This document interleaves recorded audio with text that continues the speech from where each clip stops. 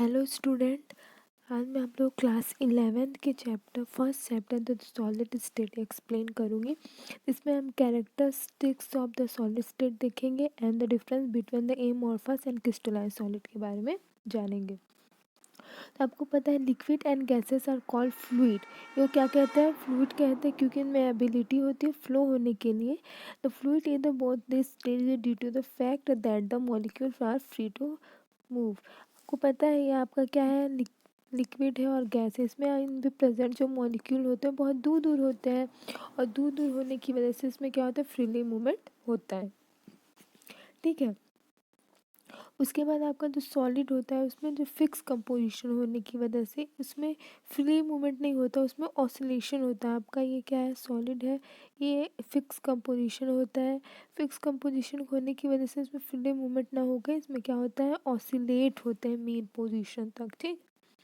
उसके बाद हम कोई भी आपका मैटर है तो उसमें स्ट्रक्चर उसकी उसके में जो स्ट्रक्चर और उसके प्रॉपर्टीज़ हमें हेल्प करती है कोई भी न्यू सॉलिड मटेरियल को सर्च करने में। ठीक है। जैसे एग्जांपल के लिए आपका जो कार्बन जो नैनो ट्यूब है एक न्यू मटेरियल है जिसमें पोटेंशियल है to provide the material that are tough than steel. ये आपका क्या है? इसके पास ऐसा पोटेंशियल है, ये आपका है कार्बन नैनो ट्यूब जिसके बट इसके पास पोटेंशियल है स्टील इतना ही क्या है? टफ है। एल्युमिनियम से भी ज़्यादा क्या है? लाइटर है। एंड कॉपर्स के कंपेयर में ज़्यादा इसमें प्रॉपर्टी है आपकी कंडक्टिविटी की। ठीक है। उसके बाद हम देखेंगे ये जो हमारा यूनिट इसमें क्या गया? Different position arrangement of the particles. आपका जो भी मैटर है उसके डिफरेंट पोजीशन क्या है, उसका अरेंजमेंट किस तरह से है उसके बारे में हम देखेंगे। ठीक है। आइए नेक्स्ट पेज पे आते हैं। तो हमारा क्या है? Matter can exit in the three state. आपको पता है जो मैटर है वो थ्री स्टेट में एग्जिट करता है, आपका सॉलिड लिक्विड एंड गैस। तो उनका सब जितने भी आपके सॉलिड है लिक्विड है गैस है तो पर्टिकुलर एक सर्टन कंडीशन पे एक टेम्परेचर और प्रेशर पे वो क्या है? सॉलिड है। एक मैटर आपका लिक्विड है और एक क्या है? गैस है। आपको पता है इसमें इंट्रा मॉलिक्यूलर और इंटर मॉलिक्यूलर फोर्स आपको पता है।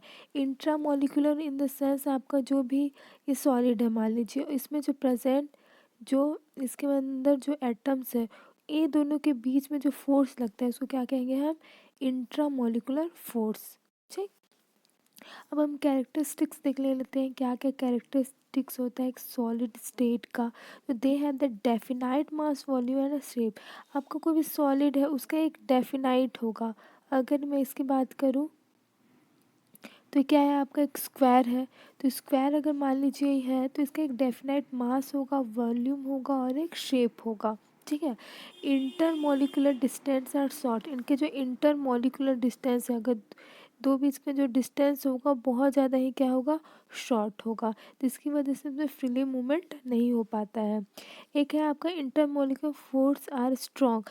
आपका दो एटम्स है ये तो पहले शॉर्ट होगा और जो जितना ज़्यादा शॉर्ट होगा वो आपस में उतना ही ज़्यादा क्या होगा? स्ट्रांगली अटैच होंगे। इसके बाद देयर पार्टिकल एटम मॉलिक्यूल और ions have the fixed position can be oscillate about their main position. आपको पता है पहले ही हमने पढ़ लिया कि इसमें क्या होता है? फ्रीली मूवमेंट नहीं होगा, इसमें ऑसिलेशन होता है मेन पोजीशन से। They are the incompressible and rigid होता है।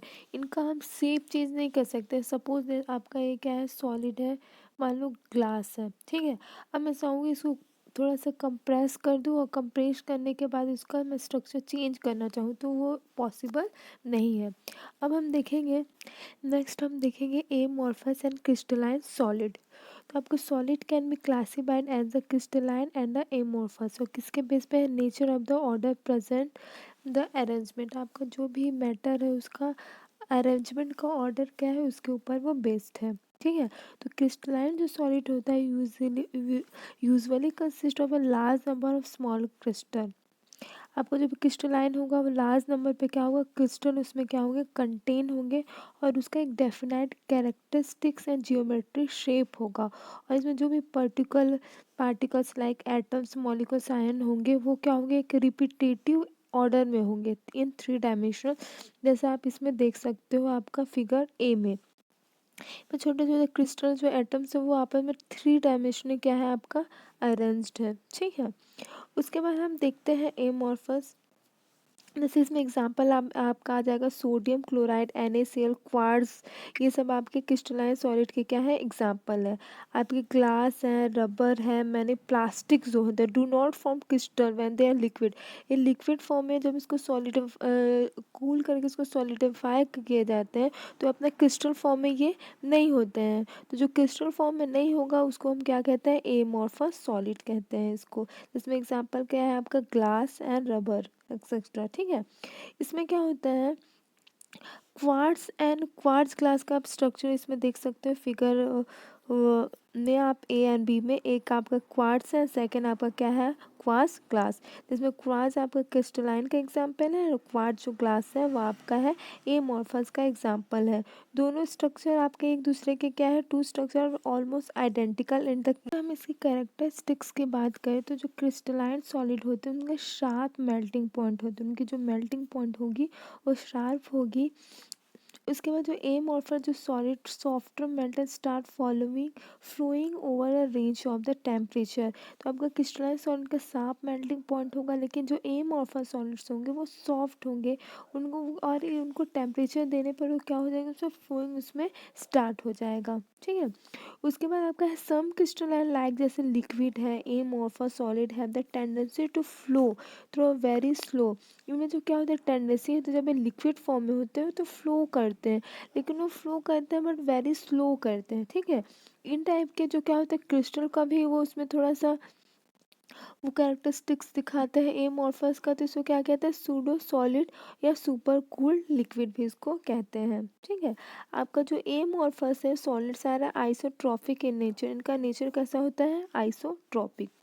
आपका जो क्रिस्टलाइन जो सॉलिड है वो एंसोट्रॉपिक इन नेचर में होते हैं। क्यों होते हैं that some of their physical properties like electrical resistance of refractance show different values when the measure along different direction in the same crystal. आपका देखो फिगर में आपका सेम क्रिस्टल है, लेकिन इसमें जो अरेंज जो मॉलिक्यूल्स या एटम्स है वो क्या है आपका अलग अलग है। आप देख सकते हो रेड सर्कल में है और एक स्काई ब्लू कलर सर्कल में है।